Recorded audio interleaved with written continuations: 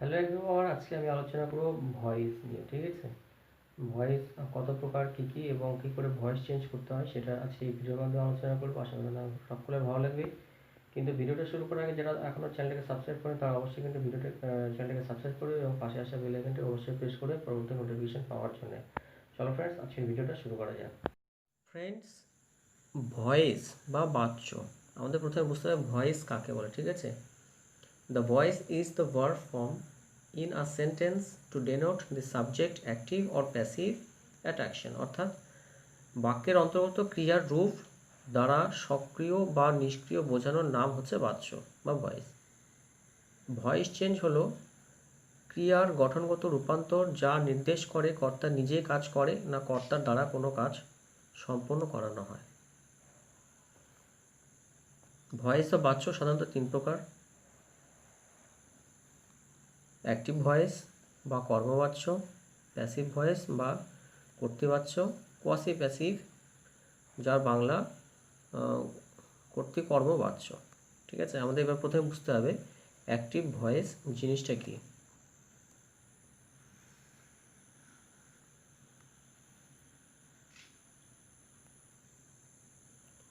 When the subject of a sentence is the doer or actor, the verb is in active voice. It is called so because the subject is active. কর্তা যখন নিজেই ক্রিয়ার কাজ সম্পন্ন করে তখন আমরা তাকে বলবো অ্যাক্টিভ ভয়েস। যেমন এখানে একটা এক্সাম্পল নিচ্ছি, আই ইট আ ম্যাঙ্গো। এখানে আই মানে আমি আমটা খাই। ঠিক আছে, এখানে সাবজেক্ট আই কিন্তু কাজটা করছে, সেই জন্য এটা কি হয়ে যাবে অ্যাক্টিভ ভয়েস। নেক্সট যেটা রয়েছে প্যাসিভ ভয়েস বা কর্মবাচ্য। When the subject of a sentence is acted upon, the verb is passive. It is so called because the subject is passive. কর্তার উদ্দেশ্য যখন কোনো কাজ সম্পন্ন হয়, কর্তার উদ্দেশ্যে যখন কোনো কাজ সম্পন্ন হয় তখন ক্রিয়ার প্যাসিভ হয়। এক্ষেত্রে কর্তা নিজে কাজ করে না, এখানে কর্তা কাজের ফল ভোগ করে।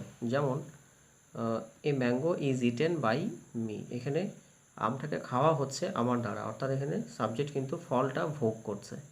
ঠিক আছে না, এবারে আমরা আলোচনা করব কোয়াসি প্যাসিভ।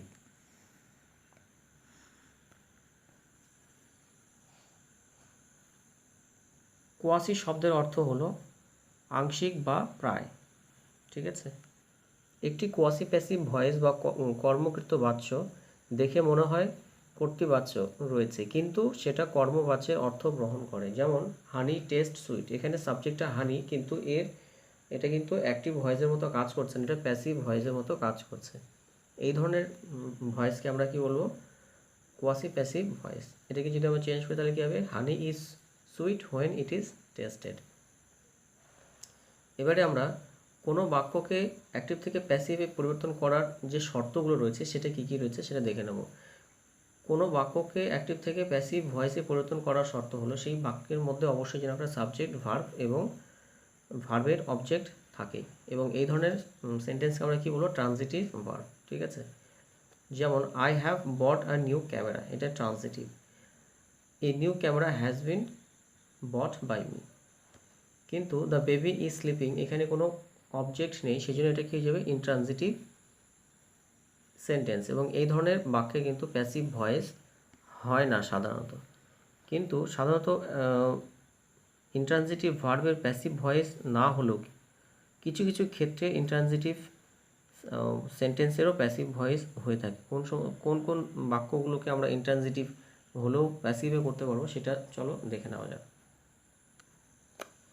1 নম্বর, কগনেট অবজেক্ট, সমধাতুজ কর্ম। কোনো বাক্য যদি কগনেট অবজেক্ট বহন করে সেই ক্ষেত্রে কিন্তু আমরা সেটাকে প্যাসিভ ভয়েসে করতে পারবো, অর্থাৎ ভার্ব এবং তার অবজেক্ট একই মূল শব্দ থেকে তৈরি হবে। যেমন দে স্লিপড আ সাউন্ড স্লিপ, এখানে স্লিপড এটা একটা ভার্ব এবং এর অবজেক্ট কী আছে, স্লিপ, অর্থাৎ এই শব্দ থেকে কিন্তু এখানে তৈরি হয়েছে, সেই জন্য এগুলোকে আমরা কি বলবো, কগনেট অবজেক্ট। এই ধরনের বাক্যকে কিন্তু আমরা খুব সহজেই প্যাসিভে করতে পারি। ঠিক আছে, আরও একটা এক্সাম্পল নেব, I dreamed a beautiful dream, এখানে ভার্ব রয়েছে ড্রিমড এবং এর যে অবজেক্ট সেটা রয়েছে কি, ড্রিম। নেক্সট যেটা রয়েছে পজিটিভ সেন্স, কোনো বাক্য যদি পজিটিভ সেন্স বহন করে সেই ক্ষেত্রে কিন্তু আমরা খুব সহজেই সেটাকে প্যাসিভ ভয়েসে করতে পারি। যেমন দ্য চাইল্ড ওয়াক্স, এখানে কিন্তু কোনো অবজেক্ট নেই, নো অবজেক্টস, এবং সেটা কিন্তু ইনট্রানজিটিভ এবং এই ধরনের বাক্য যদি এরকম হয়, মালা ওয়াক্স দি চাইল্ড, এখানে মালা হাঁটে দ্য শিশু, এরকম কিন্তু হবে না। মালা ওয়াক্স দি চাইল্ড মানে মালা শিশুটিকে হাঁটায়। এই ধরনের বাক্য হলে কিন্তু আমরা খুব সহজে এটিকে প্যাসিভ ভয়েসে করতে পারি। The child is walked by Mala, এরকম করে আমরা সহজে কিন্তু করতে পারি। আর 3 নম্বর যেটা রয়েছে ফ্রেজাল ভার্ব, যদি কোনো বাক্যের মধ্যে ফ্রেজাল ভার্ব থাকে সেটা কিন্তু আমরা খুব সহজে প্যাসিভ ভয়েসে করতে পারি। যদি ভার্বটি ফ্রেজাল ভার্ব হয় তাহলে কিন্তু আমরা প্যাসিভে করতে পারি। যেমন হি লাভস নাইসলি, এখানে কিন্তু কোনো অবজেক্ট নেই, এটা ইন্ট্রানজিটিভ ভার্ব। কিন্তু যদি বাক্যটা এরকম হতো দ্য বয় লাভস অ্যাট, অর্থাৎ এটা phrasal verb, the blind man, তাহলে কিন্তু আমরা খুব সহজেই করতে পারতাম the blind man is loved by the boy. ঠিক আছে, অ্যাক্টিভ থেকে প্যাসিভ করার যে নিয়মগুলো রয়েছে সেটা আমরা এবার দেখে নেব। অ্যাক্টিভ থেকে প্যাসিভ করার নিয়মে কী রয়েছে? অ্যাক্টিভ সেন্টেন্সে কী থাকবে? সাধারণত সাবজেক্ট, ভার্ব এবং অবজেক্ট থাকবে, এবং যখন আমরা সেটাকে প্যাসিভ করব এই অবজেক্টটা কিন্তু আমাদের কী হয়ে যাবে? প্যাসিভে সাবজেক্ট হয়ে যাবে। ঠিক আছে, যেটাকে আমরা অবজেক্ট সাবজেক্টও বলে থাকি। এবং মেন ভার্বটা অবশ্যই কিন্তু পাস্ট পার্টিসিপল হয়ে যাবে, এবং সাবজেক্টটা কিন্তু অবশ্যই কী হয়ে যাবে?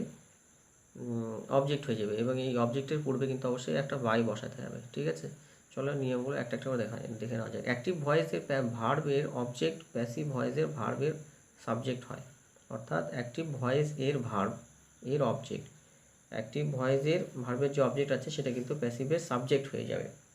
ঠিক আছে, এবং অ্যাক্টিভ ভয়েসের ভার্বের সাবজেক্ট প্যাসিভ ভয়েসের ভার্বের অবজেক্ট হয়ে যাবে। এখানে যে অ্যাক্টিভ ভয়েসের যে সাবজেক্টটা রয়েছে সেটা কিন্তু প্যাসিভে গিয়ে কি অবজেক্ট হয়ে যাবে। ঠিক আছে, এবং প্যাসিভ ভয়েসের অবজেক্টের আগে সাধারণত কি বাই প্রিপোজিশনটিকে বসানো হয়।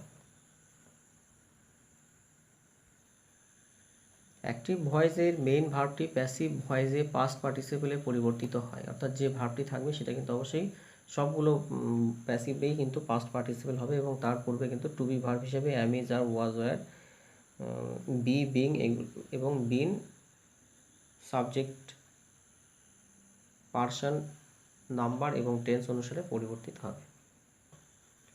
এবারে আমরা প্রোনাউন চেঞ্জ কী করে করতে হয় সেটা দেখে নেব। ঠিক আছে, সাবজেক্ট বিফোর দি ভার্ব, অর্থাৎ আই থাকলে, সাবজেক্ট যদি আই থাকে তাহলে সেই ক্ষেত্রে সেটা প্যাসিভ ভয়েসে কী হয়ে যাবে? মি হয়ে যাবে। ওই থাকলে আস হবে, ইউ থাকলে ইউই হবে, কোনো পরিবর্তন হবে না। হি থাকলে হিম হবে, সি থাকলে হার হবে, দে থাকলে দেম হবে, এবং ইটের কিন্তু কোনো পরিবর্তন হবে না। এবারে আমরা টেন্স অনুসারে প্যাসিভ ভয়েস কী করে করতে হয় তার কিছু ফর্মুলা দেখে নেব। যেমন প্রেজেন্ট টেন্সে রয়েছে, সিম্পল প্রেজেন্ট টেন্সের যে অ্যাক্টিভ ভয়েস সেটার রুলস কী হবে? সাবজেক্ট V1 এবং অবজেক্ট কমপ্লিমেন্ট, এবং প্যাসিভের রুলস হয়ে যাবে subject am, is, are, V3 by এবং অবজেক্ট। একটা এক্সাম্পল নেওয়া যাক, আই ইট রাইস, এটাকে যদি আমরা প্যাসিভ ভয়েসে করি তাহলে কী হবে? Rice is eaten by me. আরও একটা এক্সাম্পল নেব, দে প্লে ক্রিকেট, এটাকে আমরা যদি প্যাসিভে করি তাহলে কী হবে? Cricket is played by them. এখানে ক্রিকেটটা অ্যাক্টিভে কিন্তু অবজেক্ট ছিল এবং সেটা প্যাসিভে হয়ে কী হয়েছে? সাবজেক্ট হয়ে গেছে, এবং দেটা কী হয়ে গেছে? দেম হয়ে গেছে। দেটা সাবজেক্ট ছিল, এখানে অবজেক্ট হয়ে গেছে, এবং তার পরে বাই বসেছে, এবং প্লেটা কিন্তু পাস্ট পার্টিসিপল রূপে ব্যবহার হয়েছে। একই রকমভাবে কন্টিনিউয়াস টেন্সের রুলস হবে subject am, is, are, V1 plus ING object complement, এবং এটা প্যাসিভে হবে subject am, is, are plus শুধু এখানে বিংটা লেগে যাবে, এবং V3, এবং তারপরে কিন্তু বাই দিয়ে সাবজেক্ট অবজেক্ট হবে। যেমন the girl is drawing a picture, এটাকে আমরা প্যাসিভে করলে কী হবে? A picture is being drawn by the girl. ঠিক আছে, এবার আমরা পারফেক্টের রুলসটা দেখব। প্রেজেন্ট পারফেক্ট টেন্সের অ্যাক্টিভের রুলস হবে subject have, has, V3 object, এবং এটার প্যাসিভে কী হবে? সাবজেক্ট হ্যাভ, হ্যাজের সঙ্গে একটা বিন লাগিয়ে দেবো জাস্ট, এবং তারপরে বাই, এবং তারপরে V3, তারপরে বাই, তারপরে অবজেক্ট কমপ্লিমেন্ট। একটা এক্সাম্পল নেব, I have finished the work has been finished by me, এবং পারফেক্ট কন্টিনিউয়াস টেন্সের কিন্তু প্যাসিভ ভয়েস হয় না। এবারে আমরা সিম্পল পাস্ট টেন্সের যে রুলসটা রয়েছে সেটা দেখব।